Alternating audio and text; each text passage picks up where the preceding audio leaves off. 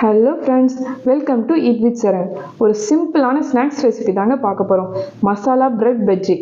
Evening டைமில் tea இல்லைனா coffee கூட சேர்த்து சாப்பிடும் போது ரொம்பவே அட்டகாசமாக இருக்கும். ஃபஸ்ட்டு அதுக்கு ஒரு சட்னி ரெடி பண்ணிடலாங்க. ஜாரில் ஒரு கைப்பிடி புதினா கொத்தமல்லி, 3 துண்டு இஞ்சி, 2 பச்சை மிளகாய், 3 பிரெட் ஸ்லைஸ், 1 டேபிள் ஸ்பூன் தயிர், ஒரு சின்ன பீஸ் லெமன் ஜூஸ் எடுத்துக்கலாம். கொஞ்சமாக உப்பு சேர்த்து ஃபைன் பேஸ்ட்டாக அரைச்சிக்கலாம். இப்போது க்ரீன் சட்னி ரெடி ஆயிடுச்சு. அடுத்தது ஒரு பேனில் எண்ணெய் சேர்த்துக்கிறேன். எண்ணெய் ஹீட் ஆனதுக்கப்புறம் கடுகு சேர்த்துக்கலாம். கடுகு நல்லா வெடிக்கட்டும். அடுத்தது வெங்காயம் சேர்த்துக்கலாம். வெங்காயத்தோட பச்சை வாசனைலாம் போகிற வரைக்கும் வதக்கிக்கலாம். இப்போ அடுத்தது இஞ்சி பூண்டு கருவேப்பிலை சேர்த்துக்கிறேன். இதுவும் நல்லா வதக்கி எடுத்துக்கலாம்.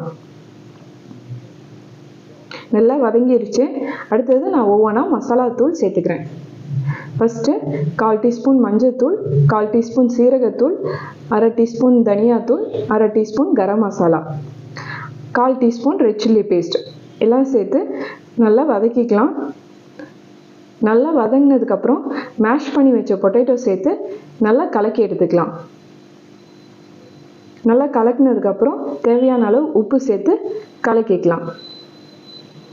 இப்போது உள்ளே வைக்கக்கூடிய ஸ்டஃபிங் ரெடி ஆயிடுச்சு.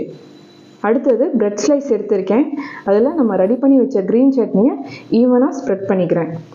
ஈவனாக ஸ்ப்ரெட் பண்ணதுக்கப்புறம் ரெடி பண்ணி வச்ச மசாலாவை உள்ளே ஸ்டஃப் பண்ணி க்ளோஸ் பண்ணி 2 பீசஸாக நான் கட் பண்ணி எடுத்துக்கிறேன்.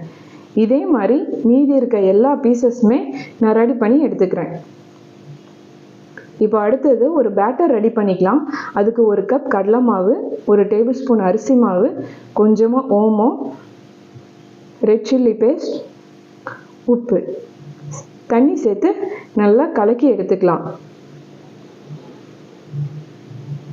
கட்டி இல்லாத மாதிரி நல்லா மிக்ஸ் பண்ணி எடுத்துக்கலாம். இப்போது பேட்டர் ரெடி ஆயிடுச்சு.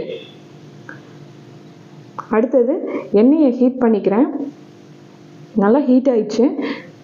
நம்ம ரெடி பண்ணி வச்ச பிரெட் ஸ்லைஸஸை மாவில் நான் எல்லா பக்கமும் கோட் ஆகிற மாதிரி நல்லா டிப் பண்ணிவிட்டு ஆயிலில் போட்டு ஃப்ரை பண்ணி எடுத்துக்கலாம். மீடியம் ஹீட்டில் வச்சு நீங்கள் ஃப்ரை பண்ணி எடுத்துக்கோங்க. அப்போ தான் உள்ளே ஃபுல்லாக வெந்து வரும். இல்லைனா உள்ளே மாவாக இருக்க மாதிரி இருக்கும். இப்போது ஃபுல்லாக வெந்துருச்சு, கம்ப்ளீட்டாக வெந்துருச்சு. நான் ஆயிலிருந்து எடுத்துடுறேன். ஒரு சூப்பரான மசாலா பிரெட் பஜ்ஜி அவ்வளோதான் ரெடி ஆயிடுச்சு. உங்கள் வீட்டு குட்டீஸ்க்கும் இந்த மாதிரி ட்ரை பண்ணி கொடுங்க. ரொம்பவே விரும்பி சாப்பிடுவாங்க. உங்களுக்கு இந்த ரெசிபி பிடிச்சிருந்தா லைக் பண்ணுங்கள், சப்ஸ்கிரைப் பண்ணுங்கள், கூடவே பெல் ஐக்கானையும் ப்ரெஸ் பண்ணிடுங்க. அப்போ தான் நான் போடுற வீடியோ உடனே நீங்கள் பார்க்க முடியும். தேங்க்ஸ் ஃபார் வாட்சிங்.